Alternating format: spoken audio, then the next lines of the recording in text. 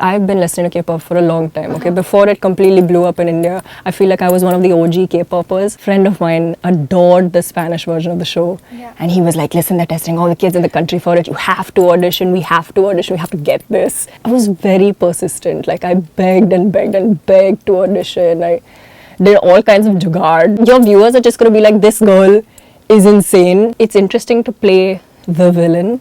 And all you had to do was empathize and figure out why she was like that and play her honestly. People were like, listen, you were so annoying on screen, but we get it. Like, you did a good job. Hi, I'm Ayesha Kanga and you're watching me on midday.com. Today I'm joined by a very special guest. She's a fashion maven who can serve looks like it's nobody's business. Describing her in one word is easy. She's simply effortless. You may recognize her from the Netflix show Class, and today she's here to give us a class on all things fashion and style. I'm so pleased to introduce Ayesha Kanga to midday.com. Hi Ayesha. Oh my, what a wonderful introduction. Thank you for that. I mean, you deserve it. You look amazing. I love your outfit. Thank you. Can you give me a little lowdown on your outfit today? So I'm wearing demi today. It's very effortless. This sheer rose sort of effortless situation, flowy in the winter. That's what I'm... Ayesha, you've mentioned in a couple of interviews that you had a lot of say in the sartorial choices of your character, Yashika. Can you give me a little bit more input on that? Would you say her outfits or her aesthetic is more in your lane, or how you would dress on a daily basis? No, absolutely not. I would not dress like Yashika on a daily basis, but she had to look a certain way, and so there was a lot of research done into that. And so, you know, although Yashika didn't necessarily look like what I would like to look like, it made sense for the character. So I found that, you know, a lot of costume design research was something that I'd never done before. Yeah. And then that was an interesting thing to get into. You know, I stalked a lot of South Delhi girls on Instagram, looked at the way they dressed, look at the choices they made, whether it was the jewelry or the hairbands or the sneakers. How is that spiral? How are you after that? It was an interesting journey, I'll say this much. It was an interesting... Tell us about that. How is that? Did you recover from the spiral? I have recovered from the spiral. I am good to go now. We're back on track. Tell me a little bit more about how is it playing a villain that you were tagged. How is it playing that, you know, because your character was labeled manipulative, a little bit on the side. She's not very nice. No. She's not very nice. How is it playing that? What was the reception like to your character? You know, a lot of people just loved to hate Yashika, which I absolutely loved. Until almost the last episode where you see a particular scene where she's crying and she's taking these selfies, and you see, I think this is the first time you see a truly human moment. And that was when people got it. They were like, oh no, she's attention seeking because she's just been abandoned by her family. She's been abandoned by her boyfriend. So the only thing that she has is social media, and the only thing that she has is validation on that. And the only way she knows how to be is attention seeking, whether it's, you know, we had to make her movements, her head movements, her expressions extremely expressive. She wanted everyone to know that she was in the room. She wanted everything to be about her.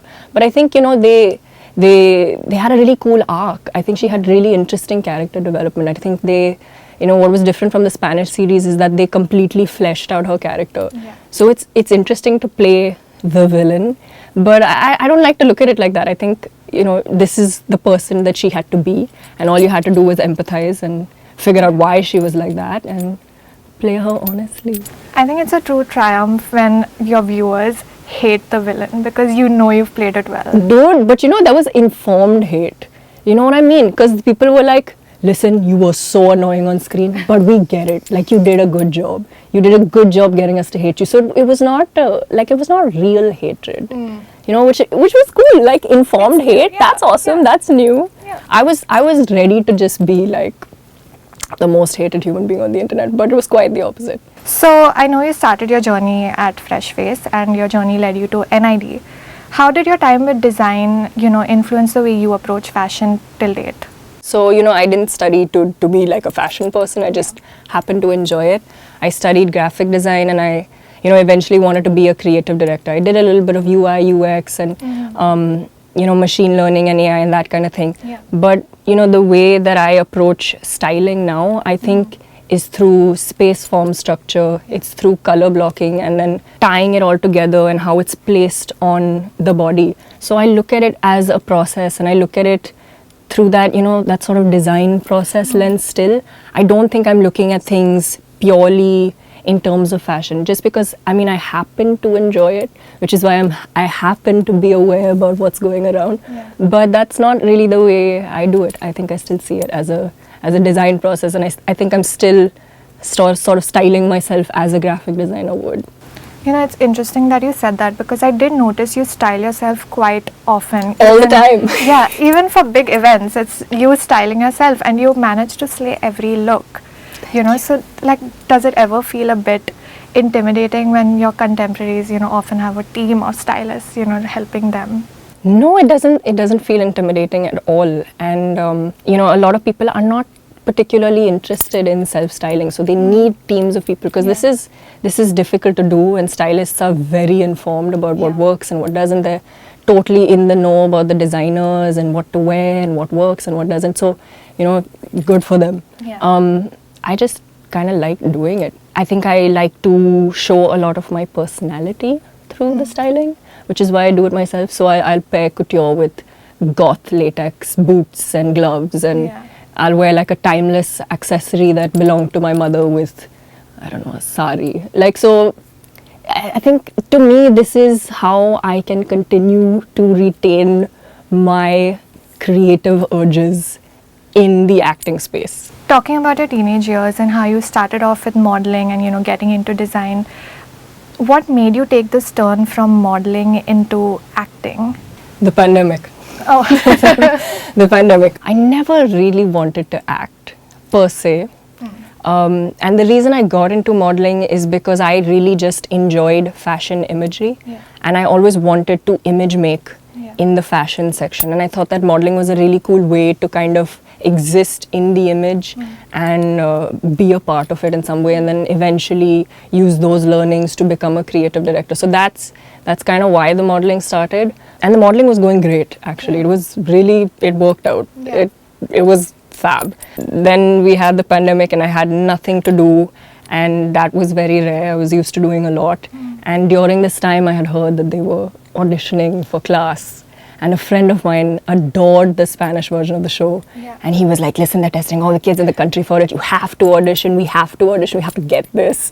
And that's pretty much the rest is history. Yeah, the rest is history. And I was very persistent. I begged and begged and begged to audition. I did all kinds of jugaad, dude. I was like, guys, I gotta be on this show, please. Just trust me. And I basically begged my way into it. Oh my gosh. Yeah.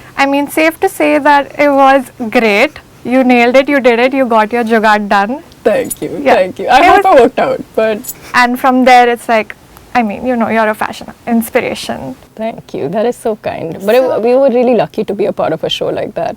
And it was very collaborative. None of the kids were industry kids. Everybody was just there because they loved this project and they believed in it, and it was our whole lives for 2 years. That's all we wanted to do, and they made it with so much care. It was stunning. The cinematography was gorgeous. We were so lucky to even get to be a part of something that looked the way it did. The music was just the best. Best soundtrack ever. I have it on my Spotify and I'll listen to it every once in a while. They handled a lot of very difficult topics very cautiously. And they treaded very cautiously, and it was still very real. We've seen you rock a lot of luxury labels on your Instagram, but how would you go about recreating those kind of ensembles on a budget? Dude, to this day, I spend a lot of my time on Hill Road and Linking Road. Every time I'm in Delhi, I will Sarojini trip for show. It's just an endless place to keep digging and searching, and maybe you could look for prints that you like at first, and then maybe you can really look for colors that you like. Maybe you can sort out by shape or geometry. Maybe if you like gradient meshes, you can solely look for that. You can ask around if lace is something that you saw online and you said, hey, I need a budget version of this. Ask around, it's endless. The possibilities are endless. All you have to do is use the internet or go to Hill Road and look and find. And whether you're wearing like Amit Agarwal or Gucci you don't necessarily, it doesn't necessarily have to look good on you. You have to still find accessories, you have to still find your way with bags and jewelry and this and that. So, you know, you still have to kind of put the look together for the look to look. Yes. It's easy, you know. It's so great that you've said this because I think it's going to give a lot of clarity to a lot of people. Yeah, go to Hill Road, man. It's the best place ever. I agree. The amount of things I've found on Hill Road, that's just Yeah. like, Straight how up. how is this here? You know, Straight that's the up. question. How is this here? And Hill Road is very in the know. Yeah. They know exactly what people want. You know, like a few years ago, I remember like BTS was just blowing up way out of proportion. Now I'm like, I've been listening to K-pop for a long time. Okay, before it completely blew up in India, I feel like I was one of the OG K-popers. And I, you know, when BTS really just started blowing up, completely out of proportion. I remember going to Hill Road for one of my, you know, weekly sort of expeditions, and I saw like BTS t-shirts, and I was like, wait, how do you guys have this? He's like, no, dude, somebody came. They were like, get a BTS shirt, so we got a BTS shirt. So they are listening to what you want. They're listening to your needs. They love the customer. They want to give you what you want. So just ask and you shall receive, I suppose, you know. It's great that you said this K-pop thing because I've recently gotten into BTS. Yeah. So this whole world is like a new world to me, and I'm just like, oh my god, how has this been hidden from me for so long? It's how so am I not? fun, isn't it? Yeah, I mean, today morning I was like looking at those pictures of RM and V. I was looking at those I was pictures like, also they look this like morning. babies. They look like They little really do. babies. And they're like cautiously kind Yeah. of following instructions. I It's so know. cute. And then RM posted the pictures. I was like looking at V. I have a little crush on V. I have the think- hugest crush on Yeah, V. he's so gorgeous. I think he's my bias. Talking about your teenage years and how you started off with fashion also, was there someone in particular that guided you towards, you know, fashion and going to design school and all of that? So, I mean, nobody guided me towards fashion. I think it was quite the opposite. But, you know, I think my mom always sort of really inculcated creativity in my household. She was not very creative, but I think she saw value in it, and she realized early on that both my sister and I were extremely creatively inclined, and she never hampered that. I think she just wanted us to see it through as far as possible. That's a very cool thing to do, like an Indian parent being like, yeah, I think my kid should be an artist or a designer. It's so rare to get this kind of support at a young age. So you know, even when I was really young, that's all I wanted to do. I just wanted to draw and paint on things and make stuff. And I think she really did guide me to NID. She really did. And I'm so happy that she did, because I have the most amazing life. I've learned to think because of her. So yeah, my mom. Thank you so much for being here and, you know, educating all of us on fashion and the basics and how you would go about styling it and giving us a input into your genius when it comes to fashion. So thank you so much for being here. Thank you for having me, and thank you for the most wonderful questions and intro, and you've been amazing. Thank you. Subscribe to Midday India. Get direct notifications on all our videos by clicking on the bell icon.